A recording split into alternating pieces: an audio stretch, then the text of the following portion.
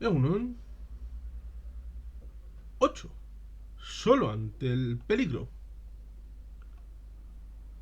Así que estamos en el capítulo 8, solo ante el peligro. Con todo lo que llevamos estudiando hasta aquí, creo que has tenido, paciente lector o lectora, una visión muy amplia de los distintos ataques, críticas, descalificaciones, calumnias que recibe el concierto económico y también del posicionamiento que en relación con el mismo se observa en otras comunidades autónomas y en los diferentes partidos por diferentes razones he tratado de explicarte en el título anterior. Creo que estarás de acuerdo conmigo en que ahora toca hacer una valoración de todo lo comentado hasta aquí, pues no se te ocultará que tiene consecuencias muy significativas, no solamente políticas e institucionales, sino también y fundamentalmente económicas, sociales, y por extensión, propiamente personales.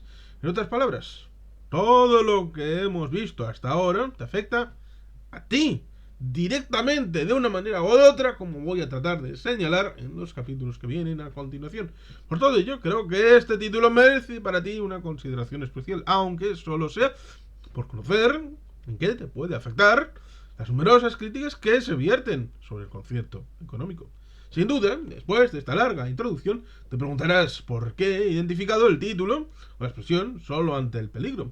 Sencillamente porque me recuerda un poquito a la situación que padeció el sheriff Will Kane, generalmente interpretado por Gary Cooper, en aquella fantástica película del año 1952 que triunfó con esta misma denominación, y en la que aquel jefe policial de un pequeño pueblo tenía que hacer frente a un cruel forajido sin la ayuda de sus habitantes, a pesar de que hasta entonces le habían apoyado. Y a eso que veo al concierto, demasiado solo, desde la perspectiva de la sociedad vasca. Es triste decirlo, pero así lo percibo. Es como si la cuestión de las amenazas que se ciernen sobre el concierto económico solo tuviera que interesar a la clase política vasca. Y eso es un error garrafal que pagaremos muy caro si por parte de nuestros conciudadanos no se reacciona, no se hace piña y no se apoya decididamente a las instituciones ante los intentos, por un lado, de eliminar o por otro, de desnaturalizar la esencia de nuestro concierto y del sistema de cupo que lo desarrolla. Por esta razón, en este título vamos a centrarnos básicamente en 5 cuestiones. En primer lugar, la posibilidad de desaparición del concierto económico como una amenaza total y definitiva. Segundo, en analizar un objetivo más fácil, lograr el desdibujamiento del mismo. Tercer lugar, como un escenario más previsible, la búsqueda de un aumento sustancial del cupo. Cuarto, analizaremos el impacto brutal que puede tener un aumento fuerte del cupo. Por último, vamos a valorar si los enemigos del concierto pueden llegar a lograr sus objetivos. Estaba a punto de escribir malignos, pero me he contenido a tiempo. Debo conservar la calma, afirma Pedro Luis Ugarte Santa Marina, autor de este texto. 39. Del objetivo definitivo, la eliminación del concierto económico. De todo lo que has leído hasta ahora, estoy seguro de que habrás sacado una clara conclusión. Hay partidos políticos, instituciones, medios de comunicación, periodistas, investigadores y también, como, ¿por qué no?, ciudadanos de a pie, cuyo objetivo último es el del concierto económico sea eliminado. Por lo tanto, estamos ante una situación de amenaza real de desaparición del régimen de relación tributaria y financiera con el Estado que se inició el 28 de febrero de 1878, cuando fue publicado aquel Real Decreto por el que se estableció un modelo de relación de las entonces llamadas provincias vascongadas con el poder central, tras la finalización de la Tercera Guerra Carlista y la posterior eliminación de un plumazo de los llamados fueros vascos por la ley del 25 de octubre de 1876. En este capítulo, por lo tanto, vamos a analizar este escenario, por improbable que te pueda parecer. Analizaremos, por lo tanto, las posibles causas de desaparición del concierto para destacar la dificultad real y constitucional que tiene el tema en los 5 escenarios que vamos a contemplar. 39.1. Las posibles causas de desaparición del concierto económico. La verdad es que las posibilidades de que el concierto desaparezca, al menos en un horizonte de una generación, lo veo posible, dado que nada es imposible en esta vida, pero a la altura, que se escribe desde octubre de 2015, a pesar del enorme ruido que, como has visto, rodea el concierto, lo considero poco probable. No obstante, como existe un riesgo, creo que es necesario valorarlo. Y es lo que voy a tratar de hacer a continuación para que tú puedas sopesar directamente el escenario. Te puedo apuntar que las causas de una hipotética desaparición tendrían que venir de los siguientes frentes. 39.2. Una decisión militar abrupta. 39.3. Un cambio constitucional drástico. 39.4. Un cambio constitucional que conduzca a un Estado federal simétrico. 39.5. Un cambio constitucional no necesariamente simétrico. 39.6. Una Euskadi independiente. Vamos a ir viéndolo a continuación. 39.2. Una decisión militar abrupta. Si en España se lleva a cabo y triunfa un golpe de Estado que instaurase una dictadura militar, como se intentó con la ocupación del Congreso, de los diputados y los tanques en las calles el 23 de febrero de 1981, es obvio que el concierto correría un grave riesgo. Lo mismo que si se instaurase un gobierno civil de tendencia autoritaria y extremadamente centralista. En definitiva, con la historia tiene a veces la ocurrencia de dar marcha atrás, repetiría una hipótesis parecida a la del 23 de junio del año 1937, cuando el general Franco, tras ocupar militarmente Bilbao en la guerra civil española, ni corto ni perezoso, se permitió eliminar de un plumazo los conciertos económicos de Vizcaya y Guipúzcoa. Estos dos territorios, ya sabes, que cometieron un horrendo pecado, en opinión de aquel cruel dictador, que fueron declaradas provincias traidoras por no haber apoyado el levantamiento militar. Por haber cometido un hecho tan inaceptable, no podían, por lo tanto, disfrutar de tan notorio privilegio, mientras decía mantener el mismo para los territorios de Araba y de Navarra, lo cual quería decir, en otras palabras, que los privilegios solo son para los que han sacado un 10 en conducta. La probabilidad de un escenario de esta naturaleza la someto a tu consideración. Personalmente pienso que es altamente improbable, teniendo en cuenta que el Estado español forma parte de la Unión Europea y que se haya integrado en la OTAN. Todo ello ha supuesto un cambio radical de la mentalidad de los estamentos militares españoles, tras la desaparición del generalato procedente de la época del franquismo. Pero hay un factor desequilibrante sobre la mesa, que es la llamada cuestión catalana. Si esta sigue avanzando hasta un punto de ruptura, no es descartable un escenario abrupto. Por de pronto, desde julio a octubre de 2015 ya se ha planteado abiertamente en los medios de comunicación la suspensión de la autonomía catalana por la aplicación, de alguna manera, del artículo 155 de la Constitución.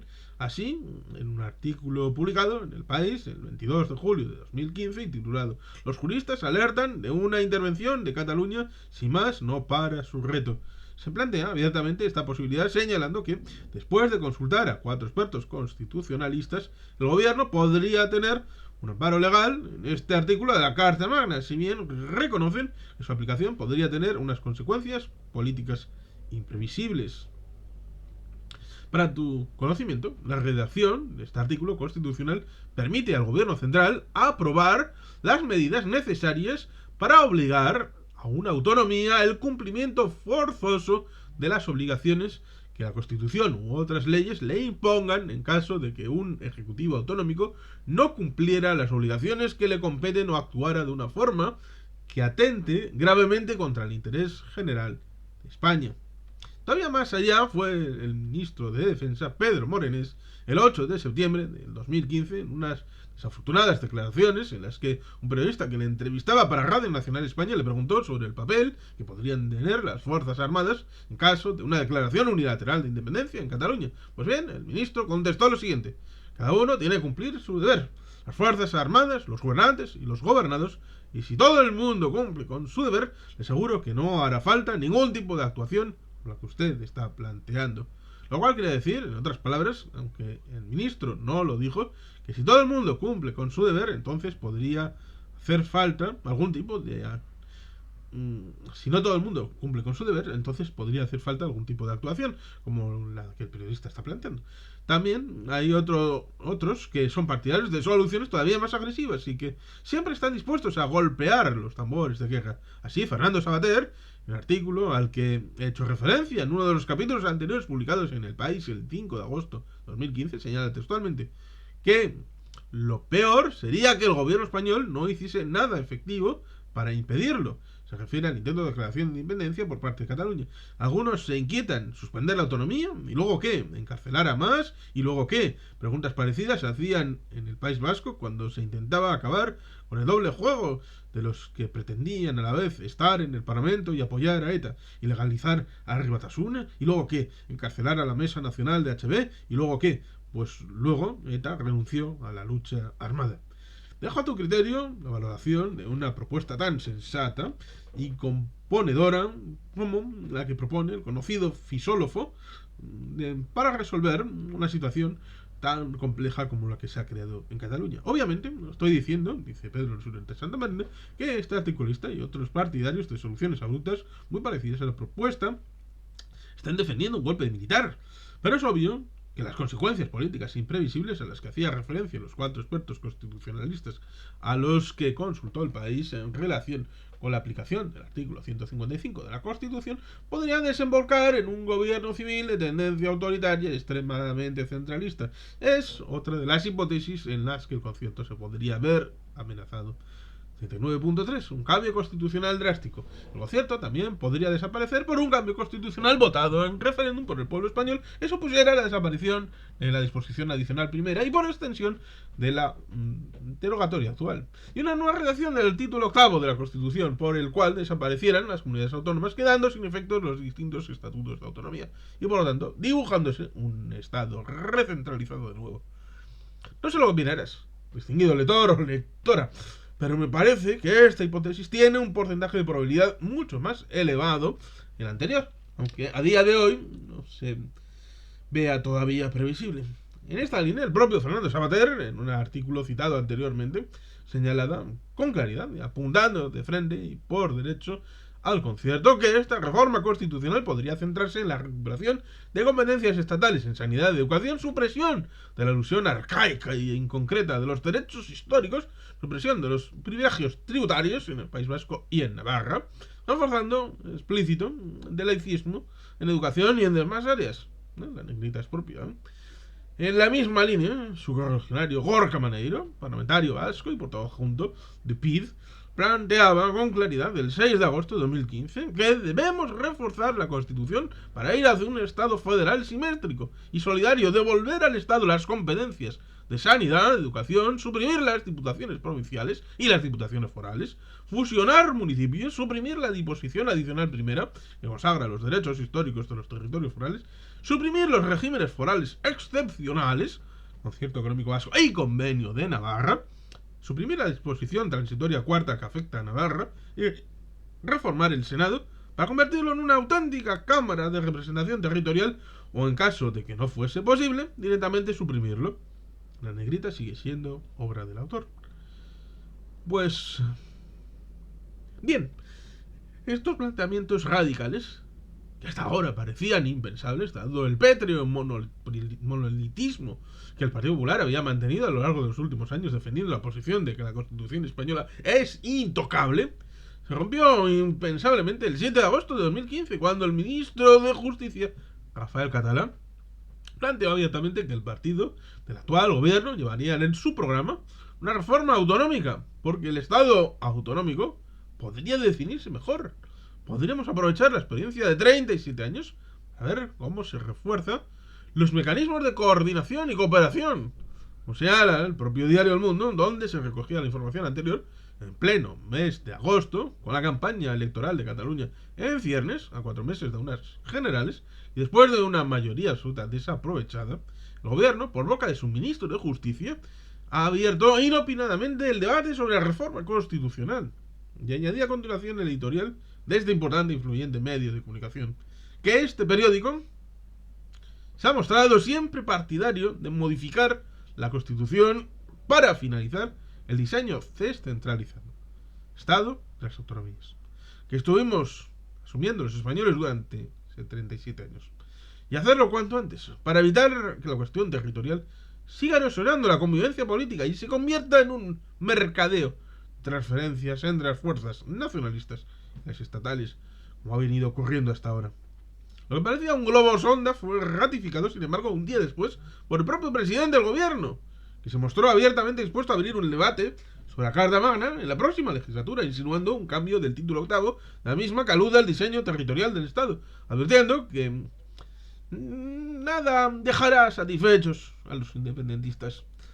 Como puedes ver, todas las referencias anteriores, la cuestión de qué planteo, este punto segundo, que puede darse la hipótesis de un cambio constitucional drástico, no solo no es ciencia ficción, sino que parece estar potenciándose sobre la mesa. 39.4. Un cambio constitucional que conduzca a un Estado federal simétrico.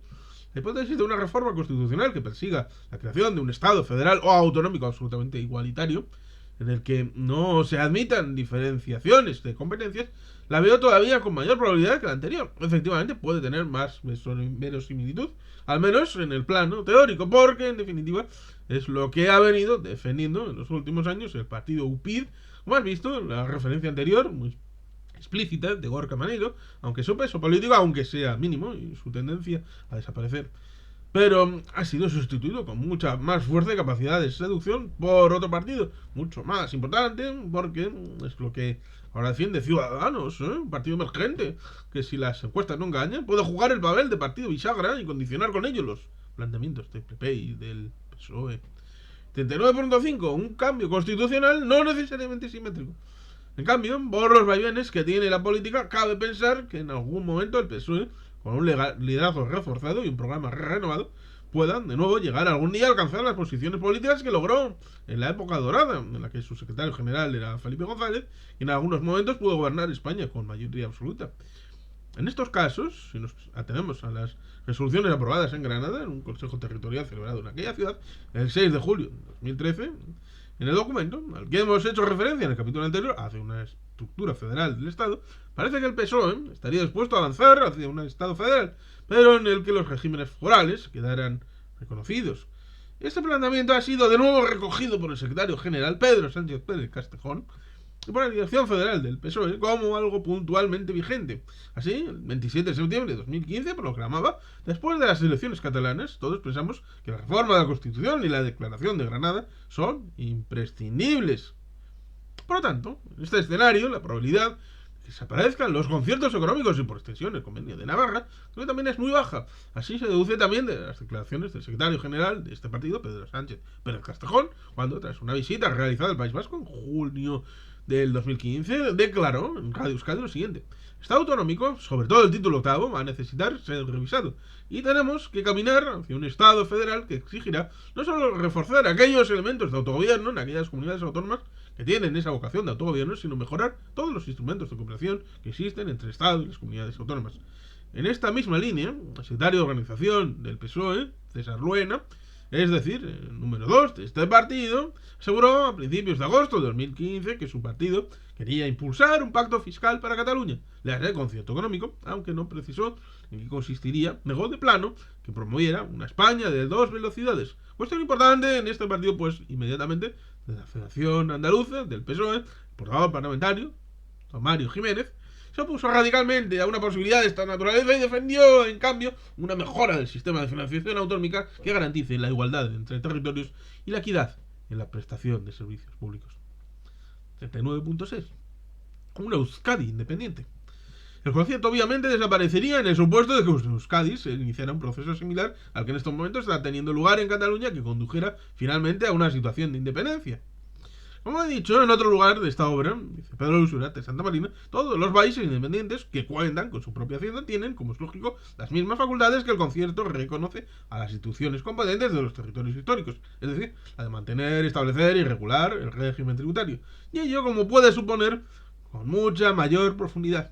Porque, entre otras cosas, ningún país independiente paga cupo, aunque tendrá que asumir los gastos inherentes de su condición de Estado. Por lo tanto, las posiciones que abogan en Euskadi por iniciar un proceso que conduzca a la independencia del País Vasco significan de facto una propuesta contraria al concierto económico por elevación, porque su planteamiento político de triunfar alguna vez conducirían a un escenario en el que el concierto no sería necesario, de la misma forma que Cataluña no necesitará el pacto fiscal al que aspiraba para mejorar su financiación, según te he abundado en uno de los capítulos anteriores, si finalmente alcanzara una situación de independencia.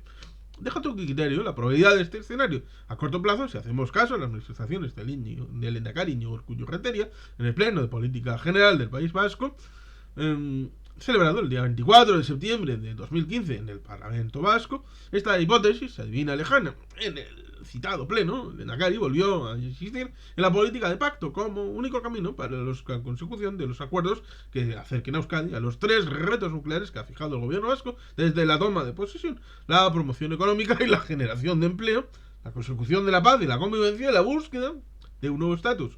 Pues bien, en relación con esta última petición, el Lehendakari puso sobre la mesa un planteamiento novedoso, pues se apoyó en el concepto de Euskadi como nación foral, recalcando la singularidad que los derechos históricos reconocen al pueblo vasco y, sobre todo, trazando un camino que se aleja de la apuesta catalana por la independencia y, en la misma medida, la posición rupturista que define a la izquierda. Hasta aquí lo que quería trasladarte en este capítulo, que, como has visto, ha sido bastante corto. En definitiva, solo pretendía analizar algunos hipotéticos escenarios sobre esta cuestión.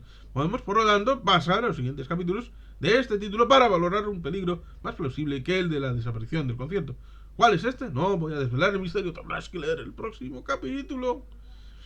40. Un objetivo más fácil del desdibujamiento del concierto económico. Tras haberte puesto de manifiesto en el capítulo anterior la dificultad que puede tener escenarios de desaparición del concierto, vamos a abordar en este de una forma muy breve, para que no te quejes tanto de la longitud de esta obra y de algunos capítulos de la parte octava, una hipótesis que hay que contemplar necesariamente, la de que el concierto conserve solo su nombre. Este escenario tiene muchísimas más posibilidades de producirse que el anterior. Por lo tanto, es interesante perfilar algunas de las ideas en relación con el mismo, para que tú, amigo lector, amiga lectora, las completes con las tuyas propias. 40.1. ¿Qué significa desdibujamiento? La verdad es que la palabreja que estoy utilizando para definir esta situación que podría afectar al concierto económico se la extrae desde una perspectiva puramente conceptual. Se suele aplicar a figura o paisaje que se ha perdido la nitidez en sus contornos. En este caso, por lo tanto, vamos a hablar de algo más concreto, es decir, de cómo el concierto vasco podría perder sus actuales contornos. Para valorar esta posibilidad, si te parece, voy a tratar de definir un escenario en el que los críticos del concierto consiguen algo que todavía no han logrado: que determinadas cualidades básicas del mismo desaparecieran o quedaran tremendamente mermadas. Me preocupan fundamentalmente 3. Primera, una disminución de la capacidad normativa que hoy reconoce el concierto en relación con determinados impuestos directos. Segunda, que la cuantía del cupo sea determinada directamente por el Ejecutivo Central. Tercera, que se eliminara la aprobación del convenio, es decir, el concierto del cupo, por la ley de artículo único, por la que se ratifica el pacto previo al alcanzado por los representantes del gobierno, del Estado y de las instituciones vascas. 40.2. Escenarios que facilitan el desdibujamiento del concierto. Aunque, como la vida es muy compleja y así lo demuestra la propia historia del concierto, creo que, a los efectos de este capítulo, las vías que podrían conducir a este desdibujamiento son, en mi opinión, dice Pedro Luis Suárez de Santa Marina, básicamente 3.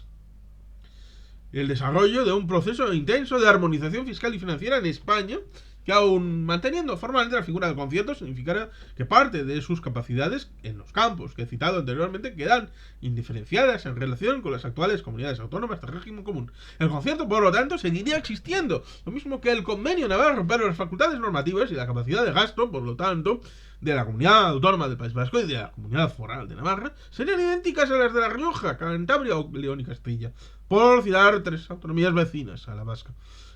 ¿Cuándo se produciría esto? Pues muy sencillo: cuando se llegara al escenario que te he comentado en el capítulo anterior, de España aprobara una constitución federal absolutamente simétrica en el que todas las comunidades autónomas tuvieran las mismas exactas facultades.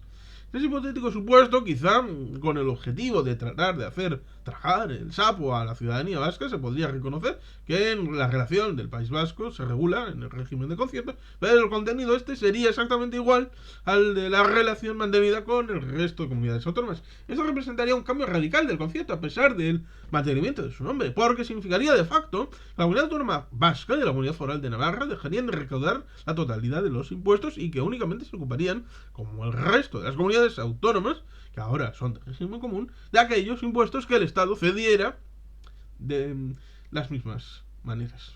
Pasaremos, por tanto, de un régimen de impuestos concertados o convenidos a un régimen de impuestos cedidos. estoy seguro de que no tendrás ninguna dificultad para identificar que el cambio en estos verbos no es lo mismo concordar que ceder, porque queda muy claro dónde reside la soberanía al 100%. Implicaría un evidente y total desdibujamiento del concierto.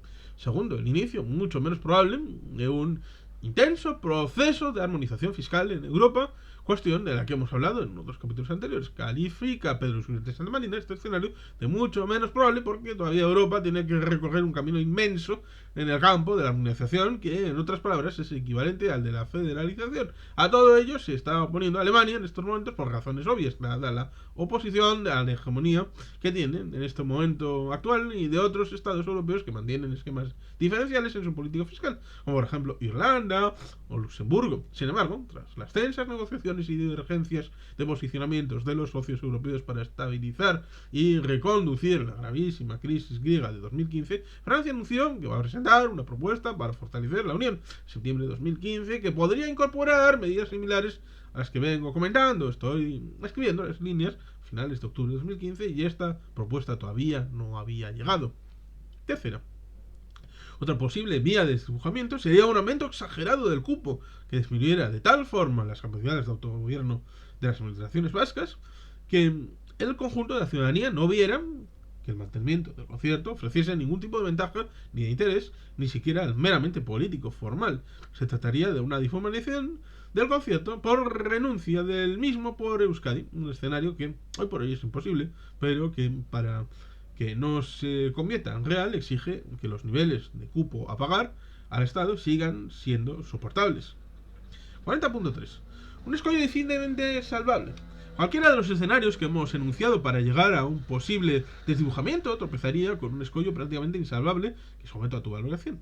Es un hecho de un valor inmenso. El concierto económico es un sistema que, además de su valiosa legitimidad histórica, por tener su origen hace más de un siglo, cuenta con un reconocimiento general de que se trata de un pacto entre los territorios integrantes de la comunidad histórica del País Vasco o Navarra, en lo que se refiere al convenio, y el Estado. Este pacto es bilateral y por lo tanto se modifica por la voluntad de las dos partes. No cabe en la cabeza que en cualquiera de los escenarios que hemos comentado, incluyendo algunos de los comentados en el capítulo anterior, salvo la independencia, el pueblo vasco optara por liquidar el régimen de concierto económico. Además, en el caso de la independencia, esta hipotética opción representaría la separación del concierto por acceder a capacidades más amplias de las que reconoce el mismo.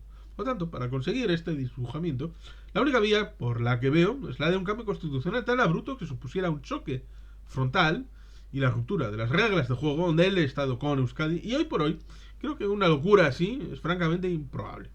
Refuerzan esta percepción personal las palabras que pronunció el lehendakari Urkullu Rentería el 13 de junio de 2013 en un acto de clausura del Foro Mundial de Alcaldes celebrado en Bilbao, cuando destacó ante el entonces príncipe de Asturias que el País Vasco tiene, entre otros, todos sus símbolos, uno de los mayores, el árbol de Guernica, que representa la historia de la democracia y la libertad del pueblo vasco, y añadió raíces, tronco y ramas del árbol de Guernica. Pues bien, el lehendakari Iñigo Urkullu Rentería, en el momento especialmente dedicado, porque sus palabras se produjeron inmediatamente después del ataque que había sufrido el concierto económico al pedir el socialista catalán Pere Navarro su desaparición tras un cambio constitucional, identificó el concierto como el tronco central del autogobierno vasco. Y remató su alocución señalando que aquel era un buen día para destacar que el concierto económico es un derecho histórico y que va a seguir siendo la base del progreso y bienestar de los vascos y de las vascas en el siglo XXI. No sé lo combinarás tú, paciente lector o lectora, pero yo personalmente estoy básicamente de acuerdo con lo que dice el lehendakari y por lo tanto considero que el concierto económico a lo largo de este siglo va a seguir siendo el tronco de la autonomía vasca mientras este perdure. Pero para que esto siga siendo así, resulta imperativo que no quede desdibujado. 41. Un objetivo inmediato: aumentar sustancialmente el cupo que paga el País Vasco. A lo largo de varios títulos anteriores recordarás que hemos terminado de analizar nada menos que 3 calumnias sobre el concierto, 4 errores, 8 ataques políticos y 7 críticas técnicas. En total, 22 misiles contra el concierto vasco. Algunos intrascendentales, pero otros malintencionados y otros de gran calado. Una parte sustancial de los mismos, como has visto, iban dirigidos contra la metodología del cupo. 41.1. Ante un escenario muy difícil. Con todo ello, paso a paso, se está creando un estado de opinión muy negativo en relación con lo que Euskadi aporta anualmente con el sostenimiento de las cargas del Estado. Y la prueba más próxima que has tenido al ver en el título séptimo anterior del diluvio descalificador que azotó el concierto y el cupo, y en menor medida el convenio, en los primeros días de octubre del 2015 parecía como si se hubiera levantado la veda y que todo el mundo tuviera derecho a disparar y hacerlo con munición de cualquier calibre dirigida contra una especie que, por ser única en el mundo, debería encontrarse entre las estrictamente protegidas. No sé qué te habrá parecido los numerosos y variados argumentos que he tratado de poner sobre la mesa para responder a tal cantidad de descalificaciones formuladas desde mi experiencia, dice Pedro Luis Uriarte Santamarina, y del nivel de conocimientos que tiene sobre estos temas. Espera haberte convencido en algo y, si es así, creo que resultará positivo para nuestro concierto y por derivación para el propio cupo. Porque la respuesta que se está dando a todo ello desde las instancias políticas vascas es obligadamente contenida por prudencia y por responsabilidad institucional. Pero las de los empresarios, con excepción de Confebask y la universidad y la propia sociedad, es a juicio del autor débil.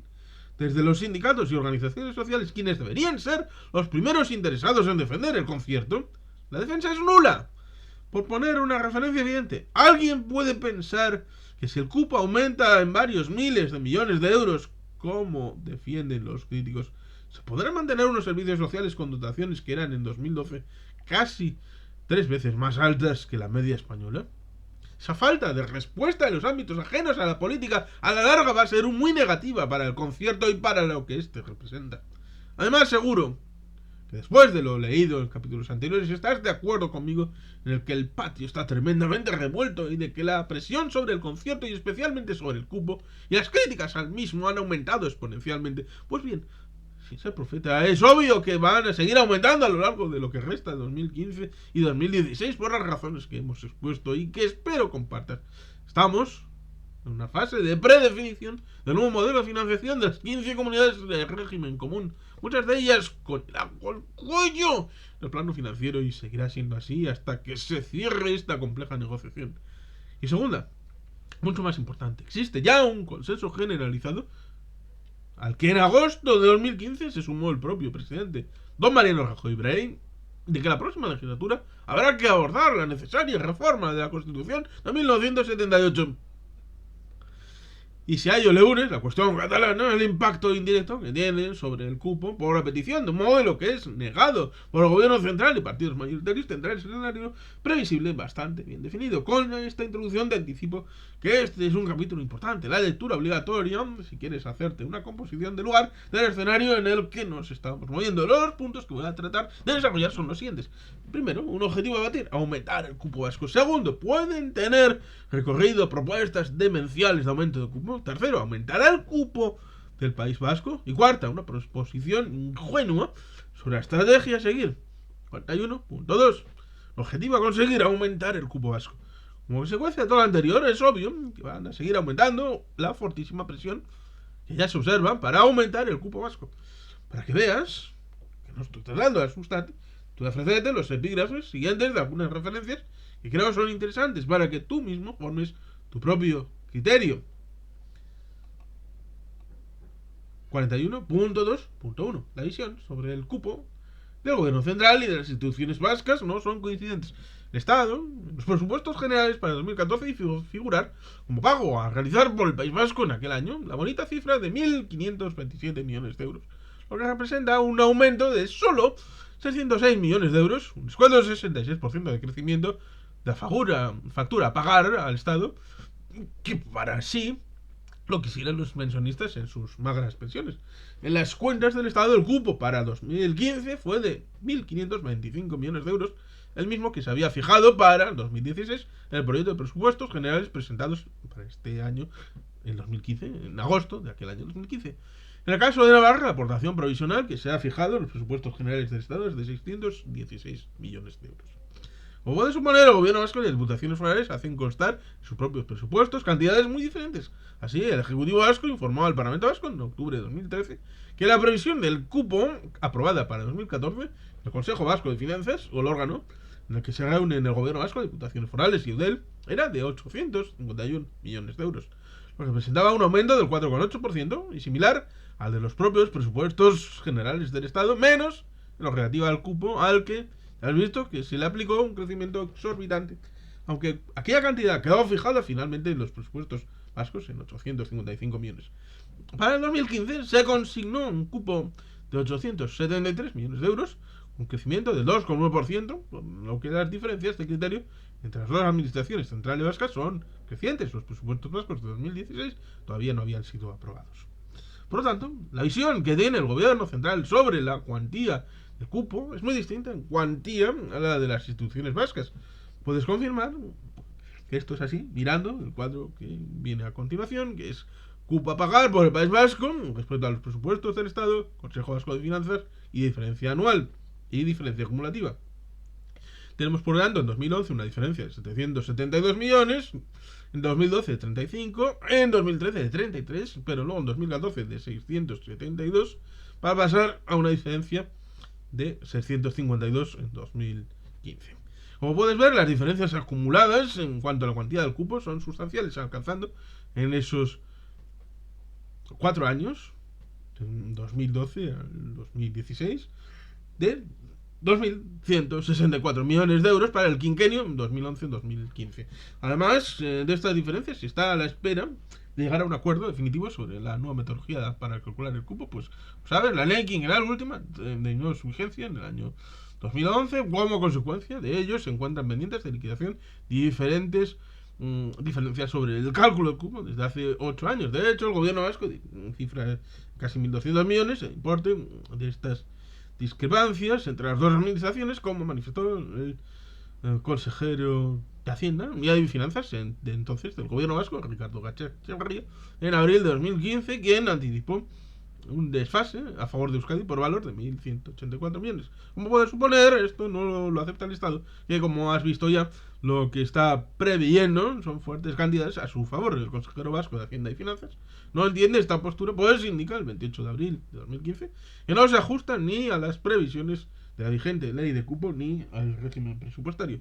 Según los cálculos del consejero vasco, el señor Gachavarría, le corresponderían a Euskadi 944 millones por aplicación de lo que se establece la ley vigente quinquenal de cupo de 2007 a 2011. 815 millones provendrían de la aplicación de la disposición adicional quinta de esta ley, que hace referencia a las modificaciones en el sistema de financiación autonómica del régimen común. Entre otros, 111 millones de diferencias se refieren a la financiación de la educación, 25 de la independencia, 3 a la sanidad. En todo ello se deberían añadir otros 236 millones de discrepancias de la ejecución del Real Decreto de que en 2010 traspasó la Comunidad Autónoma Vasca la competencia en materia de trabajo y formación profesional para el empleo, y otras pequeñas cantidades hasta completar la cifra de 1.184 millones indicadas.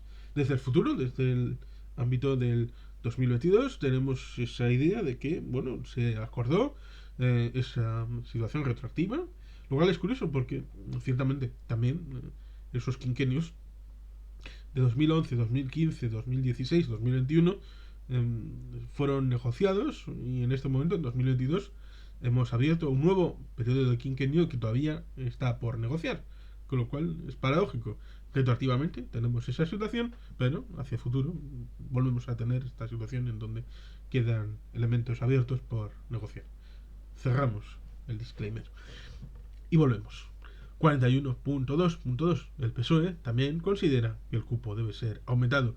El planteamiento de aumento del cupo, contemplado en los presupuestos generales del Estado, puede no ser solo la opinión del gobierno español. Así, el entonces secretario general del PSOE, Alfredo Pérez Rubalcaba, tras las extemporáneas manifestaciones del primer secretario del Partido de Socialistas de Cataluña, que propuso, sin más matizaciones, eliminar el concierto económico vasco y el convenio navarro, defendió en junio de 2013 algo obvio, que el cupo deberá revisarse con cualquier otra cantidad. Lo cual, como sabes, si acabas de comprobar, se hace año a año en base a una metodología que se aprueba por ley cada quinquenio, una vez que se llega a un acuerdo entre la parte estatal y la vasca, algo que ya has visto que no ha ocurrido afirma en ese momento, como también pasó en el periodo de 1982 al 87. Las manifestaciones que hizo el entonces primer espada del PSOE fueron entonces apoyadas por 5 destacados varones territoriales del mismo partido, los de Andalucía, Comunidad Valenciana, Extremadura, Asturias y Madrid. Como señalaba Tomás Gómez, que en aquella fecha es el secretario general del PSOE en Madrid: estoy de acuerdo con respetar el derecho histórico, pero el cupo no puede convertirse en un privilegio, y hoy es un privilegio. En otras palabras, si la posición más suave que en 2013 defendía el principal partido de la oposición era concierto sí, cupo revisable, la más dura para el PSC era concierto no, te habrás dado cuenta, querido lector y lectora, que revisable suena sospechosamente a aumentable. En definitiva, las posiciones contrarias al concierto oscilaron en 2013 entre las más adultas, que pedían la eliminación directa del mismo, y las más matizadas, que lo son los que solicitan un aumento del cupo más o menos intenso. Estas posiciones se mantuvieron idénticas, aunque no explicitadas, en 2014 y no han cambiado en 2015. Ni es previsible que vayan a evolucionar a mejor en el futuro. Así lo confirmaron, como sabes, por el capítulo 38 de esta parte octava, las manifestaciones realizadas por el secretario general del PSOE, Pedro Sánchez Pérez Castejón, el 1 de octubre de 2015, seguidas de otras de la presidenta de la Junta de Andalucía, doña Susana Díaz Pacheco, y acompañado de posiciones similares del presidente valenciano, Ximo Puig, y de la presidenta de Baleares, Francina Menelgol, y del gobierno socialista de Asturias. Diario de ella, Pedro Sánchez Pérez Castejón amenaza ahora con una modificación del cupo vasco. En honor al secretario general del PSOE, Pedro Sánchez Pérez Castejón, hay que señalar que hace pocos días, señala el 10 de octubre de 2015, pidió a su partido que defienda el cupo vasco, y en este sentido la dirección socialista ha dado instrucciones a las federaciones para unificar el mensaje. Señaló debido a que se hablará en el futuro de la cuantía del cupo que muchas comunidades autónomas regidas por los socialistas consideran desfasado a la baja, pero será después de las elecciones. 41.2.3. La visión desde la Comunidad de Madrid. Creo que estarás de acuerdo conmigo en que las dos advertencias que has visto me permiten calificar de muy difícil el escenario que se está dibujando, pero por desgracia hay bastantes más. Por ejemplo, cuando se está escribiendo la primera versión de estas líneas, vio en la pantalla del ordenador la noticia de la petición realizada por don Ignacio González, presidente de la Comunidad de Madrid, en una conferencia pronunciada en el Club Siglo XXI el 3 de marzo de 2014, en la que pidió, ante una audiencia muy selecta, un aumento del cupo de 3.200 millones de euros para Euskadi y Navarra. Esta vez no se olvidaron de los hermanos navarros, ¿verdad? Si repartimos esta cifra en función del PIB de ambas comunidades, a la comunidad autónoma vasca le tocan 2.516 millones de euros y a Navarra 684. Te puedes preguntar por qué el señor González se metió en este tipo de berenjenales cuando tenía cosas mucho más importantes que resolver en su propia comunidad autónoma. Por adelantar las razones de la máxima significación, en aquel momento se estaba siendo objeto de una investigación judicial y policial como consecuencia de las deudas razonables que existían sobre la propiedad real de un piso que estaba disfrutando el entonces presidente de la Comunidad de Madrid en una urbanización de lujo en Estepona. Por otro lado, ante sus propias narices y encabezada por compañeros suyos de partido, se estaba desarrollando la trama púnica, por lo que se ha sabido cuando el juez instructor hizo público los 70 tomos del sumario, compuesto por más de 50.000 folios y centenares de horas de grabaciones telefónicas. Ha sido terrible. La comunidad que presidía el señor González funcionaba una red de favores que había movido nada menos que 250 millones de euros en concesiones públicas, lo cual había desembocado en una causa judicial con 92 imputados, incluidos sus dos cabecillas, el consejero madrileño y anterior secretario general del PP regional, Francisco Granados, y su amigo y socio David Marjalisa. La posición del señor González no sirvió de mucho, porque, como sabrás, en marzo de 2015, el presidente del gobierno, Mariano Rajoy Brey, designó a doña Cristina Cifuentes como candidata a la presidencia de la Comunidad de Madrid, dejando al entonces presidente de lado. A González, pues de nuevo se había quedado salpicado por sus supuestos intentos de frenar la investigación de una propiedad de su ático en una reunión con dos comisarios, un encuentro donde la propia red pública se había encargado de airearlo poco antes. 41.2.4. La propuesta de aumento de cupo de un destacado economista. A estas posiciones expresadas con absoluto desparpajo por este político, que ya ves con qué tipo de cuestiones estaba relacionado y puestos a tirar de la cuerda hasta que se rompa, podríamos añadir otras mucho más agresivas que la posición de Ignacio González, que acabamos de trasladarte. Así, en el artículo al que hemos hecho referencia anteriormente, el entonces investigador del CSIC, Ángel de la Fuente, director de FEDEA, titulado ¿Está bien calculado el cupo? Su autor iba mucho más lejos que el señor González para aumentar el cupo. Señalaba a este respecto el señor de la Fuente que, sumado la infravaloración del cupo, la sobrevaloración de ajuste por IVA, se obtienen cifras muy respetables. Las haciendas forales aportaron a las arcas de Estado 2.800 millones de euros menos de lo que deberían haber aportado en 2002 y casi 4.500 millones de euros en 2007, lo que supone respectivamente un 6,23% y un 6,88% del PIB del País Vasco. De lo anterior, cabe decir, por lo tanto, que el famoso 6,24% del índice de aportación de Euskadi, el sostenimiento de las cargas generales del Estado, se debería haber convertido en nada menos que en un 13,12% en 2007, manteniendo las bases sobre las que se aplicó de acuerdo con la ley quinquenal de cupo del 25 de octubre de 2007. La verdad es que estoy por llamar por teléfono a este investigador para sugerirle que aumente una centésima más su cálculo, porque si hay que sustituir el 6,24, que tanto tiempo costó a la población vasca aprenderse de memoria, es mejor encontrar un porcentaje de aportación que se recuerde bien y que además de buena imagen, como sería el 13,13, que sin duda anuncia buena suerte por partida doble. Pero lo curioso de este caso es cuando se escribí aquel artículo que las liquidaciones de aquellos 2 años están ya cerradas como un acuerdo entre las administraciones central y vasca. Las cifras pagadas como cupo líquido por Euskadi fueron de 1.091 millones de euros en 2002 y de 1.648 millones de euros en 2007. A estas cifras, de acuerdo con el señor de la Fuente, habría que haber añadido los citados 2.800 millones de euros y los 4.500 millones respectivamente. Ese mismo economista insistía en esa línea y de una nueva intervención pública que pretende este investigador, saliendo todos los días en los medios de comunicación, el 10 de marzo de 2014, en el que el actual sistema de financiación regional es injusto porque en el régimen común hay una diferencia de hasta 30 puntos de nivel de financiación entre las comunidades mejor financiadas, que serían Cantabria y La Rioja, con 120 puntos, siendo la media 100, y Valencia, que estaría en el nivel 92. Y añadía algo muy significativo a los efectos de este capítulo: esta diferencia se elevaría hasta 110 puntos si se incluyera el País Vasco y a Navarra, lo que demuestra la inequidad del sistema en su conjunto. Seguro que habrás captado el mensaje implícito de esa carga de profundidad, pero sea un lector o lectora que se haya distraído, me veo aclarar a continuación el lenguaje más comprensible. El párrafo anterior quiere decir que el País Vasco y Navarra disfrutan de un 110% más de capacidad de gasto que la Comunidad Valenciana, que a su vez tenía un 92% en la media española de esta referencia. En otras palabras, la capacidad de gasto de las dos comunidades forales será el doble que la de una comunidad media. Por lo tanto, para corregir la inequidad del sistema en su conjunto, será el señor de la Fuente, y así igualarse a la media estatal, Euskadi y Navarra tendrían que reducir su presupuesto a menos de la mitad. Al hacerlo, la población sigue siendo la misma, la capacidad de gasto per cápita sería igual a las 15 comunidades autónomas del régimen común.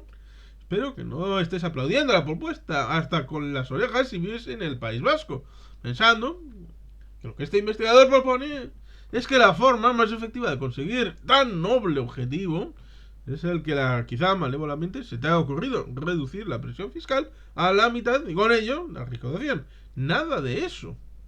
El objetivo es lograr esa igualdad por otra vía: aumentar el cupo hasta conseguirlo. 41.2.5. Las nuevas cuentas públicas territorializadas apuntan en la misma dirección. ¿Qué te parece la propuesta? A mí como mínimo me parece inquietante, pues proviene de un investigador muy cualificado, de gran proyección pública. Además, es la cabeza visible del equipo creado por el ministro de Hacienda para definir un nuevo modelo de valoración para las relaciones financieras interterritoriales, llamado Cuentas Públicas Territorializadas, sobre el que ya hemos hablado en la parte séptima. Su segunda edición, publicada el 21 de julio de 2015, vuelve a situar a Euskadi en una mala situación. En base a las mismas, Bernat García Girona, un analista que publica en el diario Expansión, escribía el 18 de octubre de 2015 un artículo titulado "El concierto está desnudo", en la que señalaba que en los cálculos, que en las cifras cuentas públicas digitalizadas, aparece que el País Vasco tiene un superávit de 1.567 millones de euros. Esto es lo que recibe de más sobre lo que aporta, mientras que en Navarra estas ganancias alcanzan los 269 millones según los últimos datos analizados de 2012. Este analista se planteaba a continuación: pero, ¿qué pasaría si España tuviera un sistema de financiación ideal en el que todos sus ciudadanos tuvieran la misma financiación per cápita? 2.183 euros. La conclusión a la que llegaba no podía ser más negativa y rotunda. El País Vasco debería realizar una contribución de 4.623 millones, mientras que Navarra debería poner en su bolsillo otros 963 millones de euros. Y pasarían a tener un déficit fiscal proporcional, con lo que implica ser la segunda y tercera región en renta per cápita del 4,76% y del 3,9% respectivamente sobre su PIB. Como puedes ver, el aumento del cupo que se produciría de aceptarse el planteamiento de las cuentas públicas territorializadas sería tremendamente elevado. 41.2.6. Algún catedrático y un destacado periódico apuntan más bajo. Como en este tema todo el mundo opina, también se atreve a hacerlo el catedrático de la Universidad Complutense, Miquel Buesa, y además escribir un artículo académico sobre el tema titulado "El Pufo Vasco". Escribió un artículo con este mismo título el 16 de julio de 2009. En el mismo señalaba, basándose en los estudios de Ángel Lafuente, con datos referidos al promedio del periodo 1990-1997, sus cálculos establecían que el cupo vasco era 2,5 veces inferior al que correspondería de acuerdo con un tratamiento homogéneo de todas las regiones. Y añadían que ello significa que, de acuerdo con estos cálculos, el País Vasco obtiene del resto de España unos recursos financieros del orden del 4% de su PIB regional. En otras palabras, no tengas que hacer el cálculo, te diré que ese 4% sobre el PIB vasco estimado para 2015, 66.031 millones de euros, calculado que esta magnitud macroeconómica crecería al 2,7% en ese año sobre la cifra real del PIB de 2014, representaría un aumento de cupo de 2.641 millones de euros. Esa misma estimación la ratificaba el país nada menos que en un editorial escrito el 23 de mayo de 2015, en el que se señalaba que el cupo vasco supone un 6,24% de las partidas del presupuesto estatal destinadas al ejército, servicio exterior y demás competencias del Estado no transferibles, como la particularidad de que entre esas competencias no se considera la relativa a garantizar la igualdad básica de servicios en todo el territorio nacional. Lo que de menos se paga al Estado por esta vía es un excedente a disposición de las administraciones forales. Es por lo tanto un privilegio que, según algunos expertos, supone el equivalente al 4% del PIB del País Vasco. Por lo tanto, ya tenemos una nueva cifra de aumento del cupo, en este caso el 4% del PIB, que puede representar en 2015 3.821 millones de euros. 41.2.7. Otras se conforman con menos. Como hay opiniones para todo el gusto, te recuerdo ahora el artículo que hemos comentado anteriormente, publicado por un funcionario directivo de la Agencia Estatal de Administración Tributaria, Javier Vicente Mantilla, de más de 40 páginas, titulado "Constitucionalidad, legalidad y justicia del concierto económico por el País Vasco". Señalaba, entre otras muchas cosas, que el concierto económico del País Vasco, el cupo y su aplicación son injustos, ya que el régimen foral es un régimen subvencionado por el Estado, lo que es lo mismo, por el resto de comunidades autónomas que contribuyen al presupuesto vasco con 1.820 millones de euros. En otras palabras, para acabar con este proceso de subvención encubierta, habría que aumentar el cupo en esos 1.820 millones de euros, de forma que se devolviera al Estado la subvención que descubre este autor, básicamente en el ajuste por IVA, cuestión que hemos tratado en uno de los capítulos anteriores de esta parte octava. 41.2.8. Un político muy destacado plantea un aumento aún mayor o menor, dado que estamos de rebajas.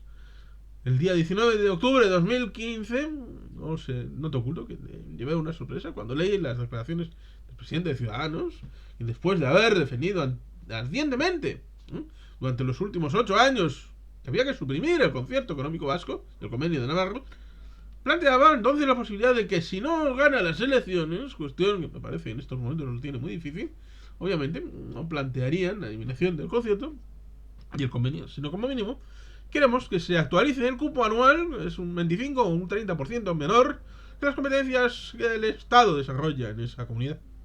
Simplemente de estas líneas en las que está recogida la opinión de este político, es obvio que no tiene un conocimiento muy profundo, sino más bien lo contrario de lo que es el cupo, porque decir que este es un 25 o un 30% menor que las competencias que el Estado desarrolla en esa comunidad indica que ha oído campanas, pero no sabe dónde. Porque ya sabes, el cupo no se calcula por las competencias que el Estado desarrolla en la comunidad, sino precisamente es un pago por las competencias que desarrolla el Estado en cualquier territorio del mismo. Pero dejándonos de disquisiciones conceptuales y yendo a lo práctico, este aumento del 25% sobre el cupo que actualmente calcula el Estado, que como has visto para los últimos 3 años se sitúa en una cifra alrededor de 1.525 millones de euros en sus presupuestos, supondría un aumento de cupo de 381 millones de euros. En el caso del 30% representaría un 458 millones más a pagar por la comunidad autónoma vasca. Pues bien, este planteamiento, a pesar de que en comparación con todos los anteriores resulta muy moderado, se tradujo en una contestación muy dura por el responsable institucional vasco, así, Josu Erkoreka, el portavoz del gobierno vasco, señaló que la actitud de Rivera no es más que una pose electoral que no soporta un estudio mínimo riguroso. 41.2.9. Llega la traja final. Un jurista bate el récord. Como veo, apreciado lector o lectora, que estabais bastante tranquilos, dejado para el último epígrafe los planteamientos más radicales en relación con el aumento de cupo provienen, en este caso, de un conocido jurista y frecuente articulista en periódicos de máxima circulación, José María Ruiz Soroa, en un artículo escrito en El País el 19 de diciembre de 2014, al que hemos hecho referencia anteriormente y titulado La cigarra española y la hormiga vasca, recoge los comentarios que te transcribo a continuación y que nos permiten completar este capítulo con una visión francamente tremendista. Dice, entre otras cosas, el señor Ruiz Soroa que todos somos hacendistas, todos los balancistas fiscales y todos los investigadores de cuentas públicas españolas, catalanes o vascos les dirán al unísono: el sistema foral de financiación hace que para unos mismos servicios de las administraciones vascas cuenten con unos recursos públicos disparatadamente superiores a los de las demás administraciones españolas. En concreto, su sobrefinanciación es de entre el 80 y el 100% de la media española. Notable diferencia. ¡Vive Dios!, dirán nuestros investigadores.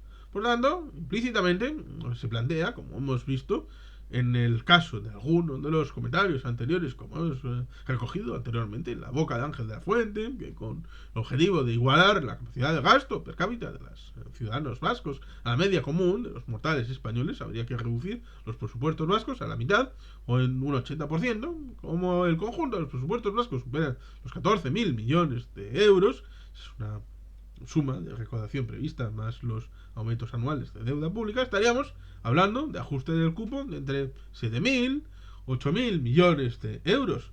Pero no queda aquí la propuesta del señor Ruiz Soroa, sino que sigue comentando lo siguiente en el citado artículo, contestando a la pregunta que él mismo se planteaba, básicamente, y según las cuentas entregadas, supongo que se referirá a las cuentas públicas territorializadas, porque el País Vasco, a pesar de ser una de las regiones más ricas de España, no aporta lo que le correspondería a la solidaridad interterritorial con las regiones de menor renta, sino que es receptora neta de financiación.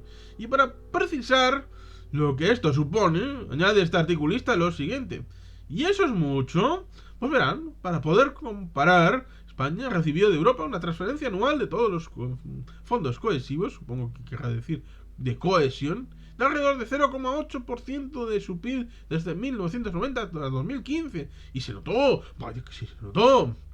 Pues Euskadi se beneficia de un 8% de su PIB desde 1980 aproximadamente, de manera acumulativa. Calculen. Pues bien, yo le he pedido a un amigo mío que es doctor en matemáticas que haga el cálculo para ver si él me salía a mí, era correcto. Y me ha confirmado totalmente las cifras que voy a exponer a continuación.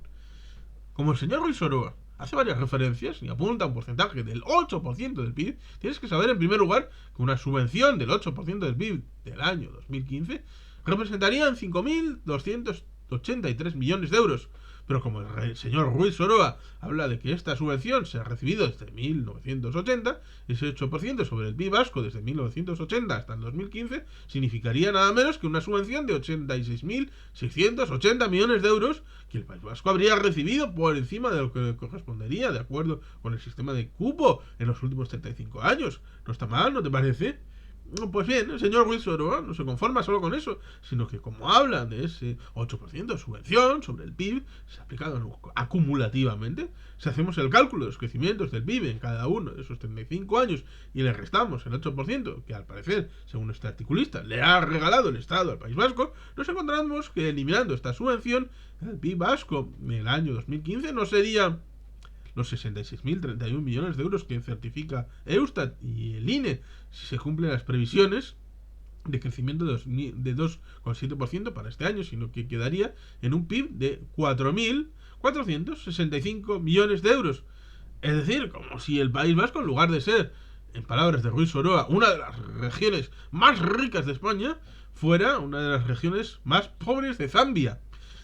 No sé qué te parecerán este tipo de estimaciones, pero a mí sencillamente me parecen escandalosas y más proveniendo de una persona de elevada cualificación jurídica, como es el señor Ruiz Soroa, y que es que haciendo lo que él dice, es decir, calculando, se puede identificar perfectamente los despropósitos que contienen algunos planteamientos en relación con el tema que venimos analizando en este capítulo 41.3, unas reflexiones personales por si contribuyen a la elaboración de estas propuestas. Podré añadir algunas nuevas propuestas, todas ellas orientadas a lograr aumentos sustanciales de cupo que reducirían el presupuesto de las instituciones vascas, pero creo todo lo que has leído tendría suficiente para valorar la situación y convencerte de que la presión sobre el cupo vasco comienza a ser agobiante. De todo lo anterior se deduce que se aprecia la existencia de un estado de opinión en el que confluyen posiciones políticas y técnicas para lograr hacer realidad un aumento sustancial de cupo que deje muy atrás las cifras que el propio Ejecutivo Central ha incluido en los presupuestos últimos, incluido el de 2016, a pesar de todas estas cargas de profundidad, dejando por el momento los planteamientos políticos y después de haberte ofrecido unos simples cálculos para traducir a números la última de esas propuestas analizadas, volvemos a lo que he descrito en uno de los epígrafes anteriores, teniendo en cuenta que proviene del señor Ángel de la Fuente. El investigador, en estos momentos, tiene mayor proyección pública en estas materias. Comparando las dos referencias temporales propuestas por este economista en el citado artículo, en la realidad de los años 2002 y 2007 a los que se hace referencia en el mismo, podemos obtener unas llamativas conclusiones que someto a tu personal criterio. Primero, en el año 2002 la población vasca representa un 5,4% sobre la del Estado. Por lo tanto, lo que se proponía en el artículo citado era que el País Vasco debería haber contribuido al sostenimiento de las cargas del Estado con un 6,23% adicional de su PIB respecto al calculado con el 6,24% de peso del País Vasco sobre el PIB estatal. Eso representa una contribución vasca al sostenimiento de las cargas del Estado determinadas en la Ley Quinquenal de Cupo 2002-2006, en el que el año 2002 debería haber sido de un 12,47%, es decir, un 147% más que el que le correspondería por el peso de su población. ¿Qué te parece la idea, amigo lector o lectora? Así, a priori, la considero fantástica para resolver todo tipo de problemas. De hecho, si los españoles aportan con sus impuestos al sostenimiento de los gastos del Estado un 147% más de lo que les corresponde por población, esta nadaría en la abundancia, mientras su población quedaría empobrecida, como le ocurriría a la vasca de aplicarse la purga sugerida por este notable investigador. Segundo, en ese año 2002 el PIB vasco representó sobre el PIB estatal, de acuerdo con los datos publicados por el INE, el 6,16% del total estatal. Por lo tanto, lo que se proponía en el artículo del señor de la Fuente era que el País Vasco debería haber aportado al sostenimiento de las cargas generales del Estado un 6,23% adicional al 6,24% pagado como cupo, lo cual representaría un 102% más de lo que le corresponde en términos de Producto Interior Bruto. No sé qué pensarás tú, pero me parece que aportar al sostenimiento de las cargas generales de Estado no transferidas a la comunidad autónoma vasca en base al peso del PIB vasco sobre el total estatal es suficientemente lógico, equitativo e incluso generoso. Pues bien, lo que te propone este investigador es que hay que hacerlo en mucha mayor medida, justamente en el doble. Tercero, las propuestas del citado artículo para el año 2007 fueron todavía más negativas para el País Vasco. Por eso proponía que si la población vasca representa aquel año el 4,74% de la población del Estado, Euskadi debería haber contribuido al sostenimiento de las cargas generales del Estado determinadas en la ley quinquenal de cupo del 25 de octubre de 2007 con un 6,88% de su PIB adicional al 6,24% del PIB vasco, calculando para aquel año. Estaremos hablando, por lo tanto, de una contribución total del 13,12% del PIB, lo que representaría un 177% más de lo que correspondería por porcentaje de población. Cuarto, en esa misma línea, año 2007, en el que el PIB vasco representa el 6,02% del total estatal, el nivel de contribución propuesto por el señor de la Fuente representaría un 118% más de lo que le correspondería al País Vasco si su contribución se fundamentara en su peso de su PIB sobre el total estatal, tal como hemos acordado en el concierto. Quinto, tomando como referencia esas enormes aportaciones propuestas para el País Vasco, cabe preguntarse cuánto deberían de ser las aportaciones de Madrid y Cataluña, supuesto que las recaudaran, todos los impuestos que recaudan las naciones forales, a igualdad de presión fiscal de competencias del Estado, de acuerdo con la valoración de las mismas en las leyes citadas y siguiendo la metodología del cálculo del cupo y los ajustes del IVA incorporados en las leyes quinquenales de cupo que tanto critican. El PIB de Cataluña sobre el estatal representa el 18,71% en 2007.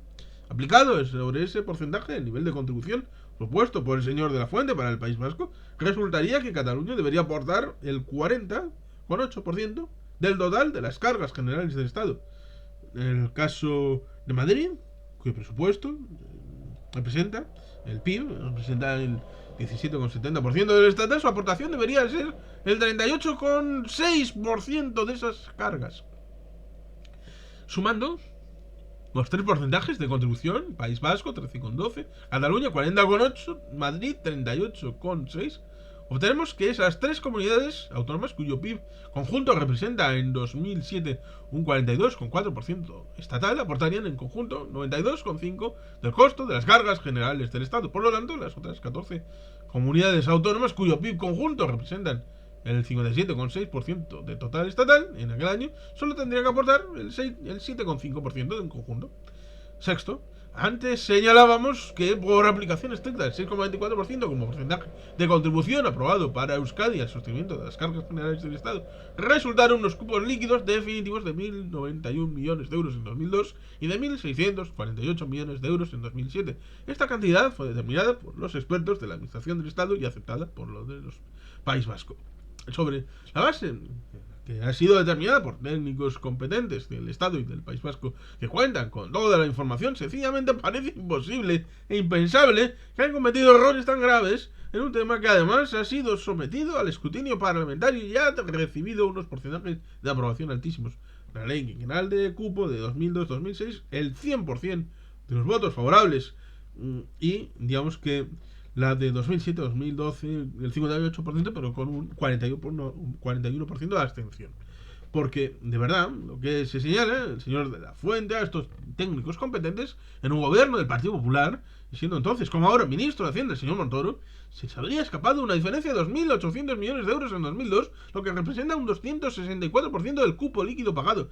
Pero es que además, a otro grupo de diferentes expertos, 5 años después, ya en 2007, con un gobierno socialista y siendo ministro de Hacienda el señor Solbes, se les escapó una cantidad aún mayor, nada menos que 4.500 millones de euros, lo cual representaba un 282% del cupo pagado aquel año.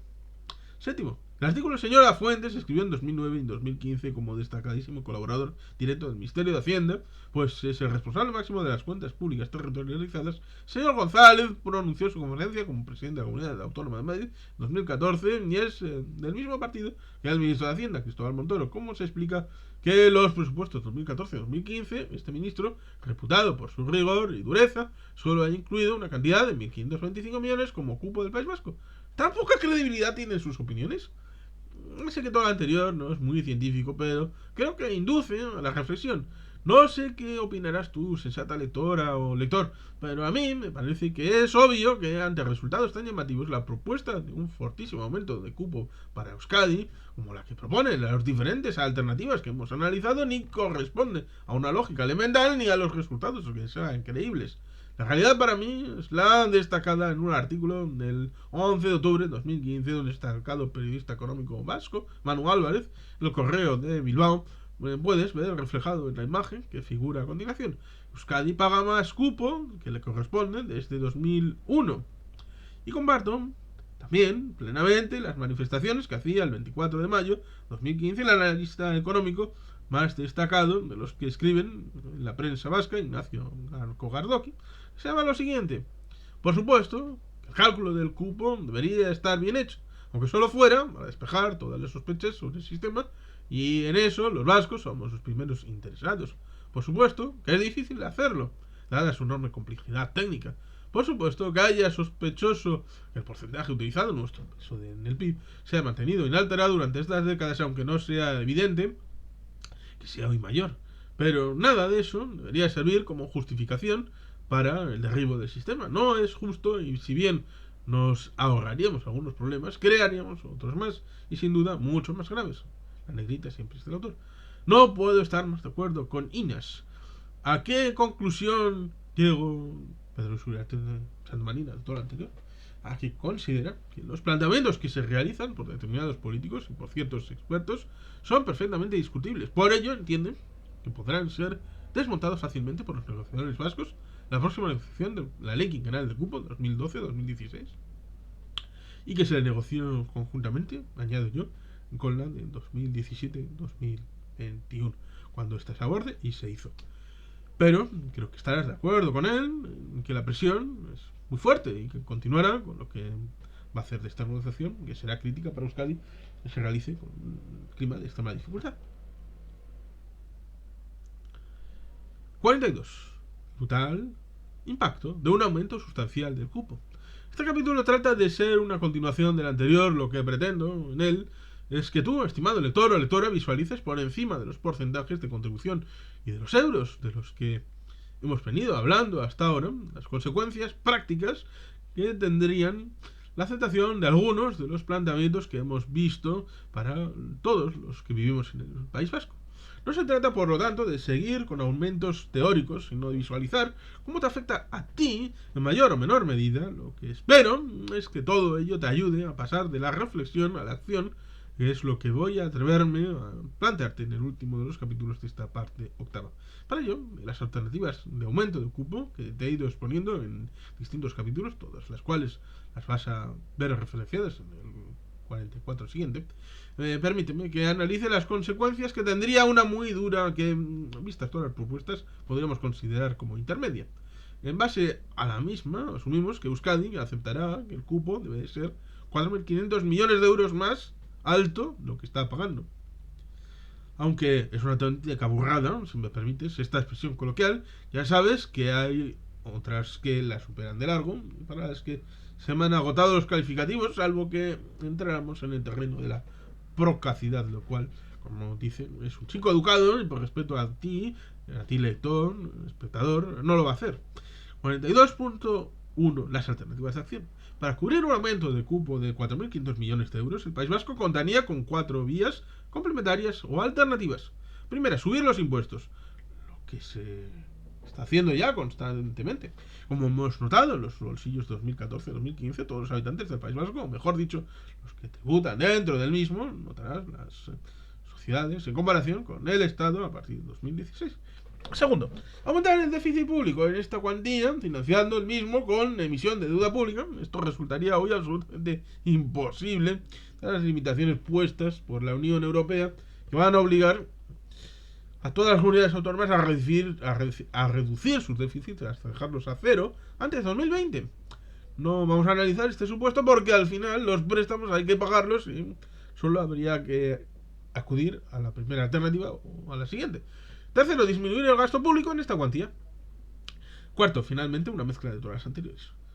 42.2. Consecuencias de un aumento de impuesto.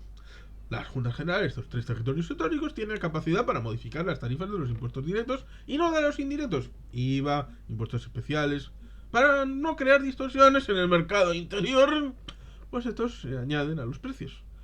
En el año 2014 la recaudación por impuestos directos, fundamentalmente impuesto de la renta, impuesto de sociedades de las tres haciendas forales, en el conjunto fue de 5.864 millones de euros. Por tanto, aumentar la recaudación en 4.500 millones de euros habría que subir estos impuestos directos en un 77%. Y como si eres un contribuyente en Euskadi, tú pagas estos impuestos, te pregunto directamente, ¿estarías dispuesto a que tu impuesto de la renta subiera esta insignificante forma de porcentaje del 77%, para que así los críticos del concierto apaciguaran sus ánimos? Si eres empresario, ¿te gustaría que tu impuesto de sociedades creciera en ese pequeño 77%?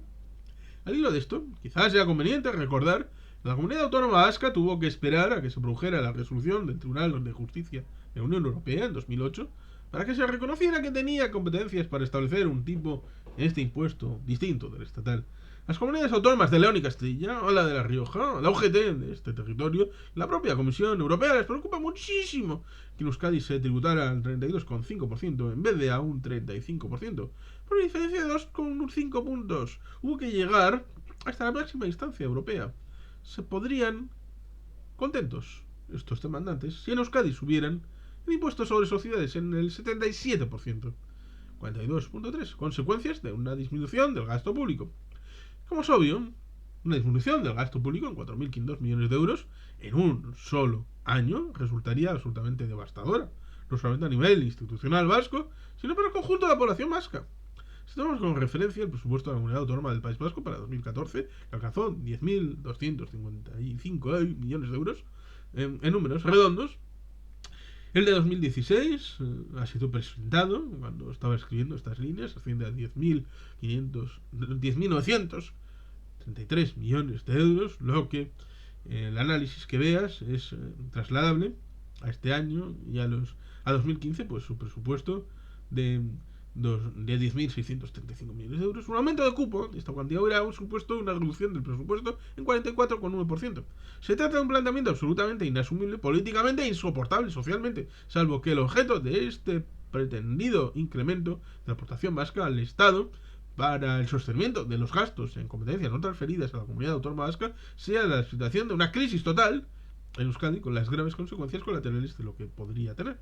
Pero quizá más extensivo, hablar de porcentajes originados por un mega ajuste de esta cuantía, sea el valorar el impacto directo que podría tener esta tenida disminución del gasto público, por de pronto se traduciría en, primero, una caída muy importante del PIB vasco, pues habría que aplicar una política brutal de recorte de gasto público. Durante los últimos años hemos visto las gravísimas consecuencias sociales y económicas que ha originado en España y las diferentes comunidades autónomas, incluida la vasca, una política de esta naturaleza en porcentaje de ajuste mucho más liviano que ese 44,1% del que estamos analizando. Como referencia, el día 27 de diciembre de 2013, el Instituto Nacional de Estadística publica los datos de la contabilidad regional en términos de Producto Interior Bruto y PIB per cápita. Analizando esta interesante información, el país titulaba a 4 columnas lo siguiente: las comunidades que más recortan sufren un mayor deterioro económico. Por lo tanto, lo que se lograría con la medida que estamos analizando es que el País Vasco sufriera todavía más intenso un deterioro económico, dando así la progresión de una de las comunidades autónomas que han dado un ejemplo de buena administración y han marcado la referencia de cómo construir un modelo exitoso de futuro. La mejor vía para lograrlo es aumentar fortísimamente el cupo, como proponen distintos analistas y algunos relevantes políticos. Segundo, por supuesto, este mayor deterioro económico, para emplear la misma expresión del periódico que acabamos de citar, se traduciría en un mayor paro en la comunidad autónoma vasca. Quizás el objetivo de situar el mismo a la misma altura dramática que en estos momentos sufre, por ejemplo, Andalucía, volviendo así las duras situaciones que padecíamos en Euskadi en los 15 primeros años de vida en el concierto de 1981. Tercero, estos pretendidos 4.500 millones de euros de aumento del cupo se traducirían en la reducción antes abundante del presupuesto vasco del 44,1% de 2014. Para complementarla, se podría empezar por suprimir este presupuesto, por ejemplo, la totalidad de los gastos dedicados a la protección y promoción social, es decir, los colectivos más débiles, ahorrando 862 millones de euros, Eliminaríamos a continuación la totalidad de la partida dedicada a educación, 2.500 millones de euros, 2.462, redondeando, 2.500. Y la de cultura, 175 millones de euros, porque los vascos ya tenemos suficiente educación y una elevada cultura. Con todo lo anterior, el ahorro sería de 3.499 millones de euros. Para completar esos 4.500 millones de euros de recortes, se podrían eliminar también los presupuestos completos dedicados a infraestructuras básicas, 616 millones de euros, investigación científica, técnica y aplicada, 203 millones de euros, a industria, 101 millones de euros, a comercio, 48 millones de euros, y el de la total dirección de la comunidad autónoma y del gobierno, incluyendo el Lehendakari, por supuesto, 49 millones de euros. Porque ciertamente tras eliminar lo anterior no sería necesario ni comandante ni piloto para una nave tan deteriorada. Con lo anterior se habría completado una reducción de gasto público de 4.516 millones de euros y tengo dudas fundadas de que, a pesar de ello, algún kamikaze no se quedaría satisfecho. Los 16 millones que sobran, la cifra de 4.500 millones de euros, los aportamos también al Estado. Así se verá la buena voluntad de los vascos para complacer a los críticos que insisten en lo poco que aporta Euskadi al Estado vía cupo. Claro, tendríamos otras posibilidades que podrían hacer más daño aún. Por ejemplo, dejando el presupuesto del Servicio Vasco de Salud, Osakidetza, en la mitad. Ahorraríamos 1.241 millones de euros. Hacía lo mismo el Servicio Vasco de Empleo. Conseguiríamos 362 millones más. Con ello, haríamos más daño, pues a lo mejor ese objetivo, los 2.893 millones de euros que faltarían para completar los 4.500 millones, te dejo que lo saques la partida presupuestaria que quieras. 42.4, una conclusión personal. Con todo lo anterior, espero que hayas sacado la misma conclusión que yo. Está muy bien hacer análisis teóricos, o querer resolver los problemas políticos o personales propios, creándose otros, pero hay que valorar a continuación las consecuencias reales que tiene la aplicación de los mismos, y las que te acabo de exponer son suficientemente expresivas para que saques tus propias conclusiones. Te anticipo la mía. Creo que este tipo de propuestas no son aplicables en absoluto por las gravísimas consecuencias colaterales que originarían, y ello no solo de naturaleza económica, social y personal, sino también política, como analizaremos en uno de los capítulos siguientes. Además deben de ser rechazadas de plano simplemente porque son dañinas, y no lo son para Euskadi, para su economía, para su sociedad, sino que representan un daño directo causado a todos los habitantes del País Vasco si se llevan a la práctica. Pero me dejas que te traslade una impresión personal. No lo conseguirán. Nunca. 43. ¿Conseguirán que aumente el cupo vasco? 43.1. Un escenario conflictivo con solo una salida. He tratado de definir los capítulos anteriores el escenario de una fuerte presión en la que está envuelto el cupo a pagar por el País Vasco al Estado, y he destacado algunas manifestaciones explícitas que claman por su fuerte aumento. Son obvias que, por otro lado, las gravísimas consecuencias que tendría un aumento grande del cupo. Lo que no está claro es si todos los que realizan estos planteamientos, he llegado a identificar 9 diferentes, como verás en el capítulo siguiente, conseguirán su propósito y en qué cuantía. Y en cambio, lo que está claro, como el agua, es que cualquier acuerdo tiene que fundamentarse en un pacto que se alcance en la Comisión Mixta de Cupo. Como comprenderás, esto no va a ser fácil por todo lo que hemos comentado en los capítulos anteriores. Para completar tu visión de esta situación problemática, voy a tratar de dar un paso más y dibujarte 8 nuevas referencias que apuntan en la misma dirección. Primero, está pendiente de iniciarse desde el 31 de diciembre de 2011 la negociación de la Ley Quinquenal de Cupo de 2016, es decir, 2012-2016, y luego 2017-2021, hasta que esta ley no se pacte, ya se hizo.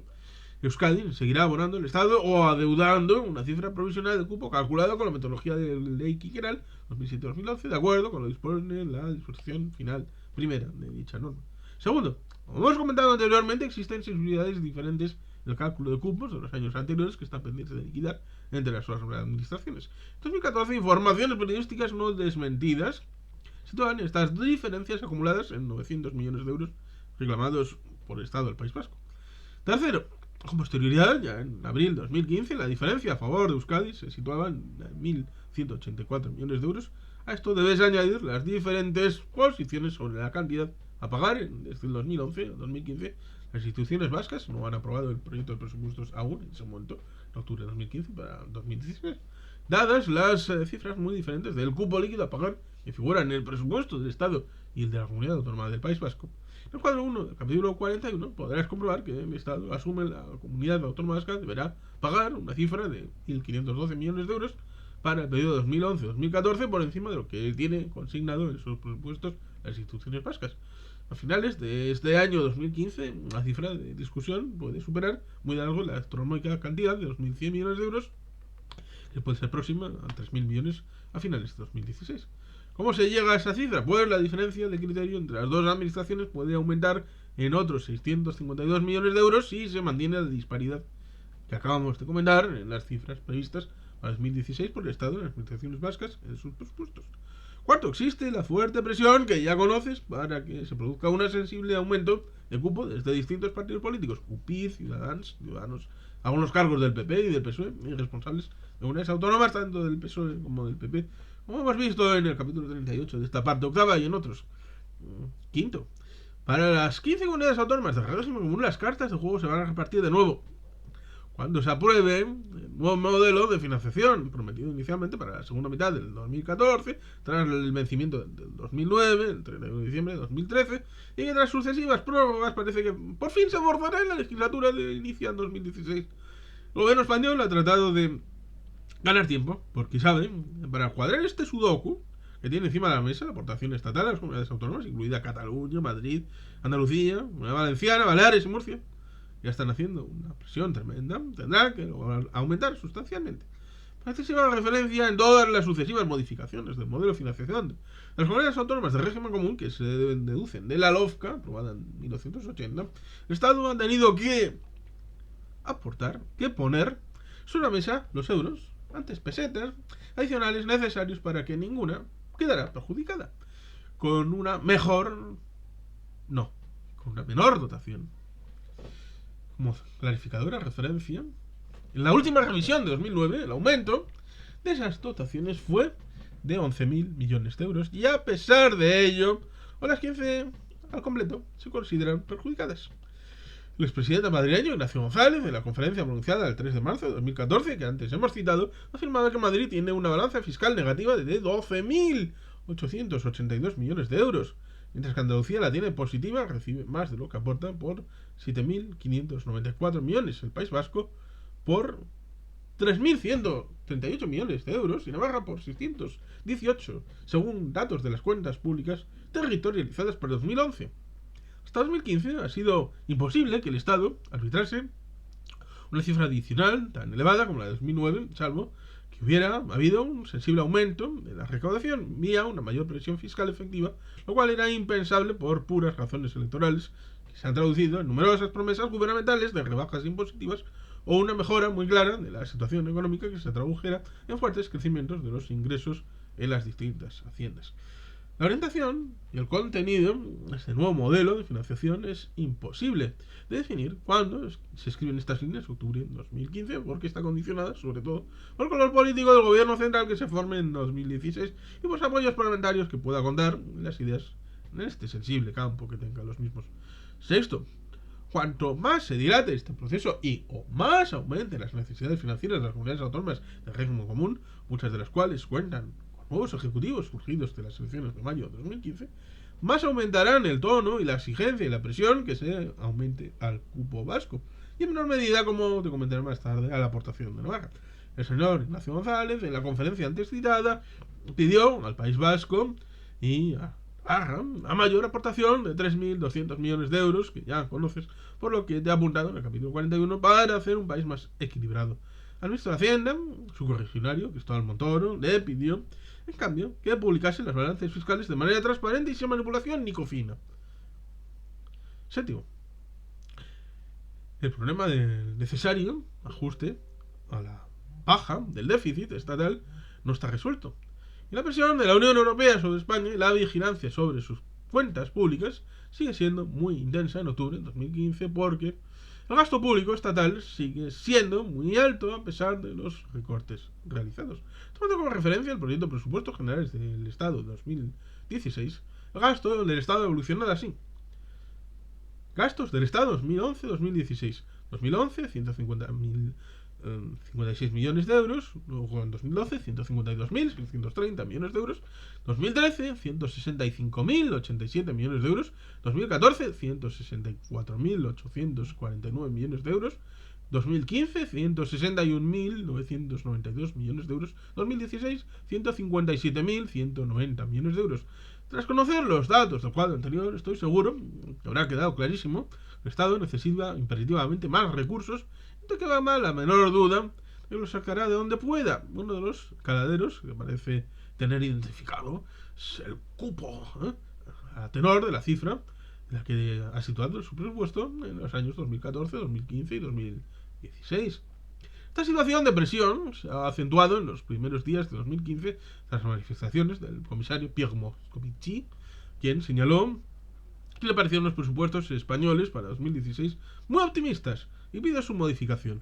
Aquí originó un conflicto importante con el gobierno español, quien acusó al comisario de tener una posición electoralista para defender los intereses del PSOE en las próximas elecciones generales del 20 de diciembre de 2015. Moscovici es un comisario francés, pero socialista. Con posterioridad a esta polémica, quedó claro que alguna razón debía tener porque la Comisión Europea, tras unos días de suspense, dejó clara su posición y señaló que, en su opinión, los objetivos de déficit para 2015 y 2016 no iban a ser cumplidos por unas décimas. Como puedes comprender, esto aumentaría todavía más la presión sobre el cupo en la negociación que se realice en su momento en la Comisión Mixta de Concierto Económico. Octavo, una visita realizada a Vizcaya el 17 de febrero de 2015, el ministro de Hacienda y Administraciones Públicas se reunió con los integrantes del Círculo de Empresarios Vascos, en los que se encontraba el autor. Uno de los temas que se le planteó en la reunión al ministro con precaución fue del cupo vasco. Se le agradeció también su aportación al concierto, pues él fue el presidente por parte estatal de la comisión negociadora que pactó el concierto de 2002 y la posterioridad del citado encuentro volvió a hacerlo en el Congreso de Diputados en abril de 2014 con motivo de la aprobación del proyecto de ley, porque se aprobó la incorporación al sistema concertado de los impuestos creados por el Estado en los años anteriores. Dado que estas reuniones tienen carácter reservado, no se pueden hacer públicas sus palabras, pero sí se puede decir que el fondo de las mismas fue similar a lo que declaró aquel día a los medios de comunicación. La negociación de la nueva ley quinquenal de cupos se realizará en la segunda mitad del año, lo que ya sabes que algún año después no ha ocurrido, y se abordará en el marco del nuevo modelo de financiación de las comunidades autónomas, que tampoco ha sido planteado, aunque en este caso se ha creado una comisión técnica en el seno del Consejo de Política Fiscal y Financiera para perfilar unas cuestiones de arduo tema, pero sin mayor alcance. Destacó también Cristóbal Montoro aquí en día la importancia de hacerlo en este marco, porque en definitiva se trata de que los ciudadanos de España sepan que no hay discriminaciones en relación con los servicios públicos que están recibiendo con independencia del lugar en el que residen. Eso es fundamental. Finalmente señaló, y considera muy interesante, con un buen clima de diálogo se solventarán las diferencias que hoy nos separan. Con las 7 primeras referencias citadas, estarás de acuerdo conmigo en que el escenario no podría desarrollarse una negociación sensata y pacífica, no puede ser más desalentador, aunque vamos a confiar en que, como se recoge en la última de ellas, en las palabras de Cristóbal Montoro, con un buen clima de diálogo se puede llegar a un acuerdo. Amén. Es decir, así sea. Así pues, aquí lo dejamos. Y sin más, es que ricasco, agur bat, Betty Helpian.